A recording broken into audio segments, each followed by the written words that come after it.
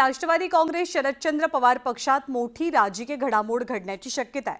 कारण पक्षाचे प्रदेशाध्यक्ष जयंत पाटील यांनी आपल्या पदाचा राजीनामा देण्याचे संकेत पक्षाच्या वर्धापन दिनी त्यांनी दिलेले आहेत। शरद पवारांच्या समोरच त्यांनी याची मागणी केली। यामुळे राजकीय वर्तुळात वेगवेगळ्या चर्चा रंगतात। एकीकडे नवे प्रदेशाध्यक्ष कोण याबद्दल चर्चा रंगू लागलेल्या असताना शरद पवार आणि अजित पवार यांच्यातील एकत्र येण्याच्या चर्चांमुळेच पक्षात खांदेपालटाची तयारी सुरू झाल्याचंही बोललं जात आहे। 7 वर्षाचा कालावधी दिला। शेवटी पक्षाने नव्या चेहऱ्यांना संधी देणं आवश्यक आहे। जयंतराव हा राजकारणातला विषय पूर्णपणे संपलाय। उगाच त्याला आता सारखे जाळ घालून तो काय मोठा करण्याचा तुम्ही प्रयत्न केला तरी तो काय मोठा होणारा विषय नाही। जयंत पाटलांनी एक आदर्श घालून दिलेला आहे। आता नरेंद्र मोदी 75 वर्षाचे होते सप्टेंबर मध्ये, आणि त्यांच्या पक्षामध्ये एक परंपरा आहे की 75 वर्षानंतर सत्तेत राहायचं नाही। राष्ट्रवादीच्या वर्धापन दिनाच्या कार्यक्रमात जयंत पाटलांनी राजीनाम्याचे संकेत दिले। शेवटी पक्ष पवार साहेबांचा आहे, त्यामुळे पवार साहेबांनी याच्यावर योग्य तो निर्णय, कारण आता आपल्याला बरंच पुढे जायचंय। यानंतर एकच चर्चा रंगली, ती म्हणजे राष्ट्रवादीचे पुढचे कारभारी कोण याची। राष्ट्रवादीच्या प्रदेशाध्यक्षपदासाठी सध्या 3 नावं चर्चेत आहेत। राजेश टोपे, शशिकांत शिंदे आणि सुनील भुसारा। यापैकी राजेश टोपे हे मराठवाड्यातले मातब्बर नेते आहेत। ते मराठा समाजाचं प्रतिनिधित्व करतात आणि मुख्य बाब म्हणजे ते पवार कुटुंबाचे निकटवर्तीयही मानले जातात। शशिकांत शिंदे हे राष्ट्रवादीतले एक डॅशिंग नेते असून ते पश्चिम महाराष्ट्राचं नेतृत्व करतात। साताऱ्यासोबत नवी मुंबई परिसरात चांगला होल्ड असलेले नेते अशी त्यांची ओळख आहे।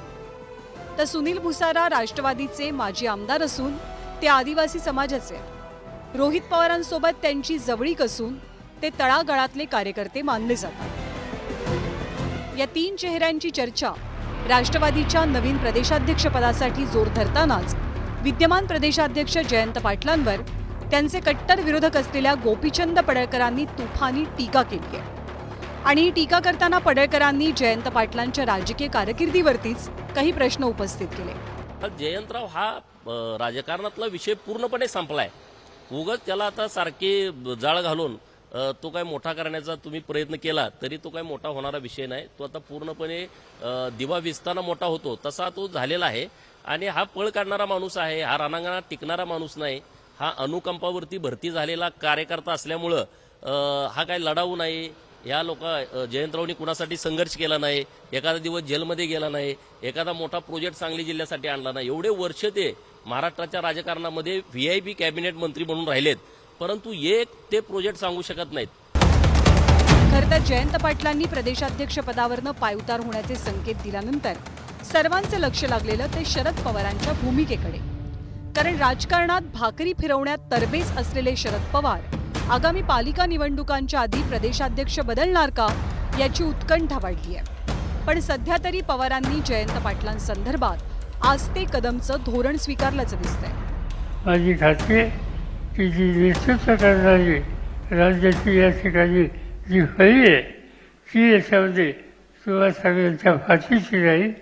आणि आपण येत्या 3 महिन्याच्या निवडणुकीच्या नंतर सर्व महाराष्ट्राच्या समोर नव्या नेतृत्वाचा इतिहास करू।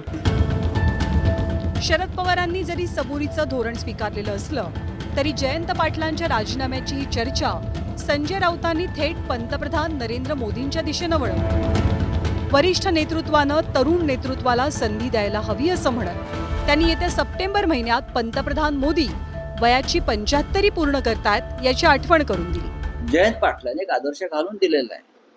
आता नरेंद्र मोदी 75 वर्षाचे होते सप्टेंबर मध्ये, आणि त्यांच्या पक्षामध्ये एक परंपरा आहे की 75 वर्षानंतर सत्तेत राहायचं नाही।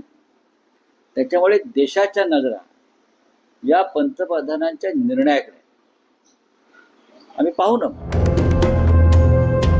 जयंत पाटलांचं एक फेमस वाक्य आहे की योग्य वेळी योग्य निर्णय।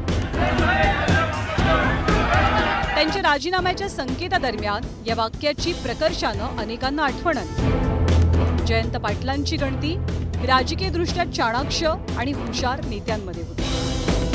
महापालिका निवडणुकीच्या आधी असे राजीनाम्याचे संकेत देत त्यांनी या चाणाक्षपणाची झलक दाखवल्याचं बोललं जात आहे. आता या घोषणेनंतर त्यांच्या पदाला फटका बसणार की या पदावरचा त्यांचा खुंटा आणखी बळकट होणार हे आगामी काळात दिसेलच.